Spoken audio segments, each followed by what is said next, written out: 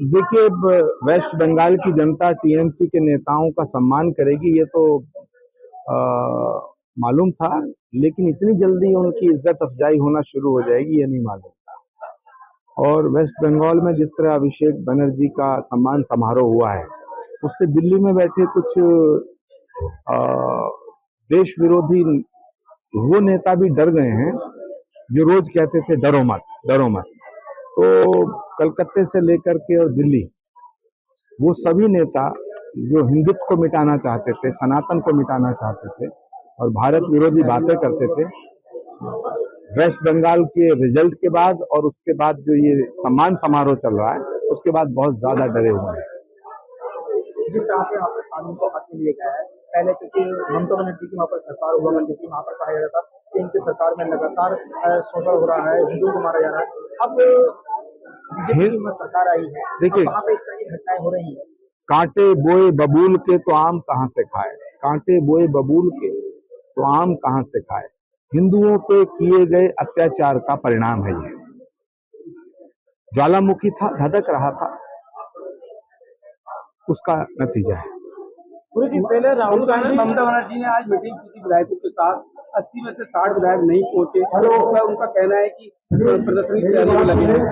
TMC का जनगणमन हो गया है और मुझे लगता है कि समापन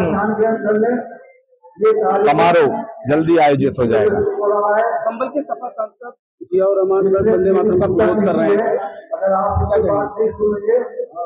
संभल के सांसद, उनका दिल हमेशा पाकिस्तान, तालिबान, बांग्लादेश के लिए धड़कता है।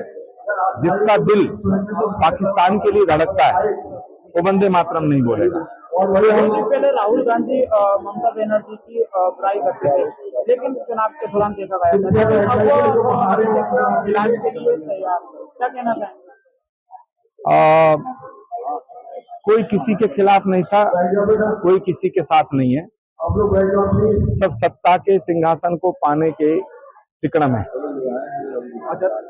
जिस तरह से गाजीपुर में हुई है, हिंदू छात्र जो है हत्या की गई थी, उसका आरोपी असद का एनकाउंटर किया गया और मुठभेड़ में मार गिराया गया है। क्या कहेंगे? पाप का अंत बुरा होता है।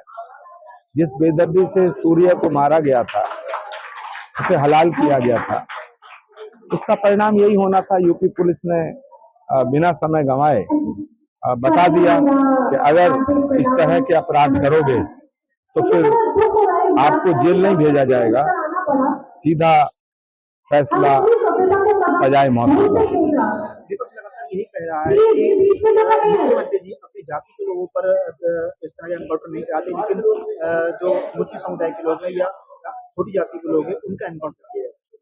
देखिए, विपक्ष जाति की बात खुद करता है। सच बात ये, विपक्ष की कोई जाति नहीं है, विपक्ष की जाति ही सत्ता है। संभल के सपा सांसद एफआईआर आए फैसले के बाद सवाल उठ रहे हैं, एफआईआर होने के बाद विपक्ष का बहुत बड़ा नुकसान हुआ। संभल के सांसद संभल के विकास की बात कभी नहीं करते, बाकी इधर उधर की बातें करते। संभल को बर्बाद करने में उनका और उनके परिवार का बहुत बड़ा रोल है।